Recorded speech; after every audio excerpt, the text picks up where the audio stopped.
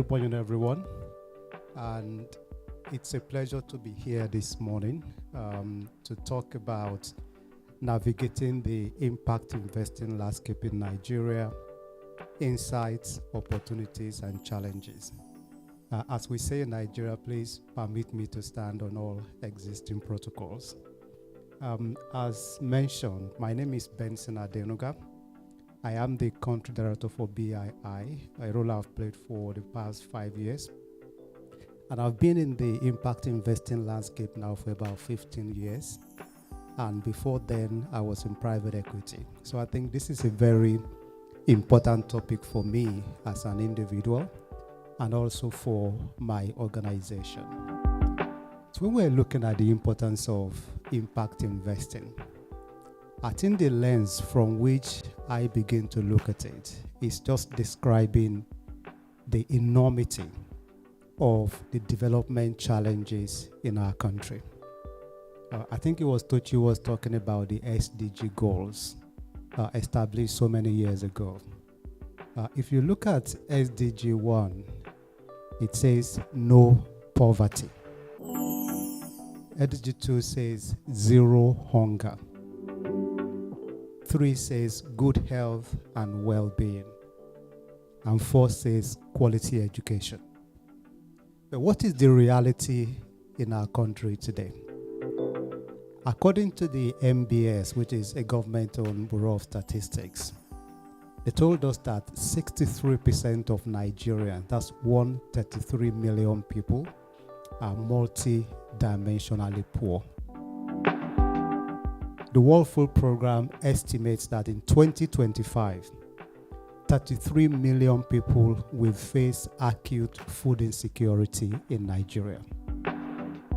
Unemployment, the way the MBS decided to change the formula, is 5.2%.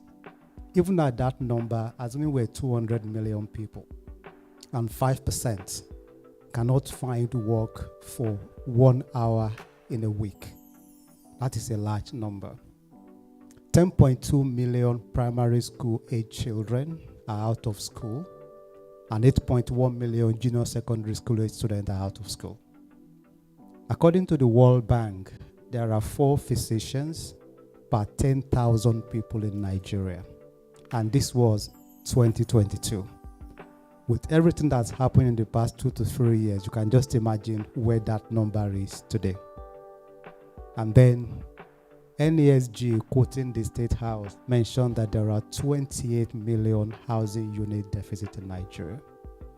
You look at all these dire statistics, to my mind, I think is indicating challenges, but at the same time, opportunities. There's something I read some time ago, that 2 people who were involved in selling shoes went to a particular location. And when they got there, realized that everyone was barefooted. One said, let's go. There's no opportunity here. They don't wear shoes. The other person said, you missed it. This is an opportunity to sell them shoes, and they begin to wear shoes. Depends on what you see. So to my mind, these are challenges, but I also think they are opportunities at the same time. So what do I see as opportunity in this country? Let's take food security. It's a major issue for us in the country, but it also throws opportunity. How do we support the smallholder farmers who account for the majority of agri-production in our country? How about food processing? How do we handle the post-harvest losses we have? It's an opportunity. How about financial inclusion? There is a huge gap today in terms of SME financing, the right type of finance they require. Also, even gender, women-owned businesses. How do we handle that? We have a very huge youth population. We know they are talented, they are tech-savvy, but many of them are unemployed at the same time. That's an opportunity the way we look at it. Nigeria and Africa contributed much less to global warming, but the vulnerability today, we are bearing that. So what do we do about adaptation and resilience mitigation? Those are opportunities. We talk about infra deficit, whether you're talking power, transportation, digital. The point I'm making is that these are significant opportunities for impact investing in our country. But as we all know, the potentials are huge. But the reality is, we're not tapping the potential. So the question is, why are we not tapping the huge potentials that we see, in the impact investing space? Talking about the challenges, the way I look at it, I do think that there is still a limited understanding of social entrepreneurship in our markets, in our country, among a number of investors, among governments. People understand grants and aids. People understand commercial investing, but social entrepreneurship, I think, is still not well understood in our market today, and that limits what we are able to do in that space. I also do think that the ecosystem is not supportive enough in terms of policies and regulations guiding impact investing and social entrepreneurship, and the incentives as well to encourage impact investing, I think, is very limited in our country compared to what we see elsewhere. How about the business environment in which people are operating? This country, let's be very honest, presents very challenging business operating environments. Whether you're talking poor infrastructure, inflation, we're seeing our foreign exchange rates trying to stabilize now, but we know where it came from. So it continues to be challenged. How about the bureaucracy? Try to do anything in this country that has to do with government.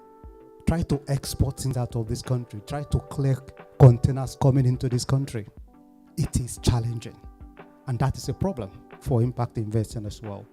In terms of financing structure, when we're doing impact investing, the type of capital you need, sometimes catalytical capital, the seed capital people sometimes need, long-term capital, the right currency sometimes is not available. Those are challenges that I think we need to deal with. We all realize that SMEs account for a significant part of employment, economic activity in our country. But how much of capacity building actually exists to support these SMEs that are very important for our economy, I think is very limited. We see a number of measures, a number of schemes put in place to assist in financing SMEs. It's still a drop in the ocean, but the gap in terms of capacity building continues to exist in our market. The one point I also want to make is that I think the path to sustainability, sometimes we need to start with constitutional funding, cheap funding, to support some initiatives. But the reality is, businesses cannot continue perpetually to depend on cheap constitutional funding. There needs to be a path for businesses to be able to grow and be able to access commercial funding, so then we can actually crowd in more funding to support impact investing. Sometimes we see businesses requiring this cheap funding, which is fine at the beginning, but it cannot continue to be like that. And of course, there is the geopolitics. We all see what has happened with, the new government in the United States. We all see what is happening with US aid, what's happening with, DFC. It's a challenge. And it's not just the US. We're seeing, some other countries reducing the ODA budget as well. So I think these are really the areas where we have seen challenges for impact investing. But having said that, I would say that impact investing actually, I think, is growing. It's not enough, but I think it's growing. If I look at what we're doing at BII, for example, I would say that there has been a lot that we have done, even though I think it's definitely not enough. So you look at working with smallholder farmers. We have invested in businesses, aggregating smallholder farmers and supporting them across the entire processes, providing them with inputs, providing them with warehousing facilities, helping them with access to market. And we've been able to do that successfully without losing money. We've invested in agro-processors. There's a deal we announced about a month plus ago, where we supported John Vance, a cocoa processing company in Ondo State, to expand their capacity to be able to actually do more in the market. We've worked with agri-input manufacturers. We've supported solar home systems to help businesses to be able to access sustainable power. We've been involved in financial inclusion, giving money to intermediaries to support SMEs and women-owned businesses. We are active investors in venture capital. All the major VC funds in this country today are basically our GPs that we have supported. The same with SME-focused PE funds as well. So I think to wrap up, what are the approaches that we have taken that I believe has actually helped us, which I think can support others trying to do more in the impact investments? But the first one I would say is that I think we need to clearly define the area of focus, and that will depend on the expertise and the competence you have. The broad areas of impact investing, it's actually quite large, and no particular investor can address all the entire spectrum. So I think to be able to make the right kind of impact, we need to define the areas of focus where we are well positioned to be able to support. The second point, we need to be intentional on our risk appetite. So for us as BII, for example, we've got different pools of funds. There is a fund called Kinetic. What it does is, it's in the climate space, but it's set up to take very high risk opportunities, but that can deliver significant impact. Therefore, the risk is that we can lose the money is high. On the extreme end are what we call our growth capital, which is more like established businesses, lower risk, and some impact. So people need to define, what am I actually doing? And how do I address these pocket opportunities? In addition to that, I think the appropriate capital pool is important, as I mentioned. Sometimes we need high-risk seed capital to support initiatives. Other times, it has to be blended finance that we actually provide. And unless we are that intentional, I think people will be discouraged. In addition to that, I think we need blended finance. There are initiatives that require catalytic capital at the very beginning to get them off the ground, demonstrate and prove the concept, and then crowd in commercial capital later. That approach, I think, needs to be followed. In addition to that, I mentioned capacity building before. We need to be able to support businesses. There's a deal, we did in Ghana, where we actually established BII, an SME financing company. We owned it majority. The management team hold a minority stake in the business. And what they do is providing local currency capital to SMEs.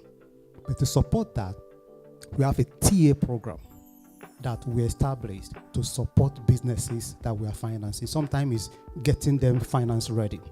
Other times is assisting them to grow their businesses. I think TA and capacity building is critical. Beyond that, I do think that this calls for partnership and collaboration. No one firm, no one group of people can do it. It's going to involve, a number of people. And I think the ecosystem as a whole needs development. The opportunities are there, the challenges are there.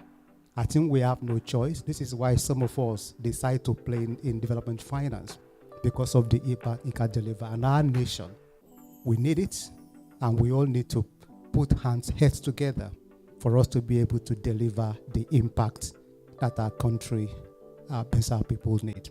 Thank you very much.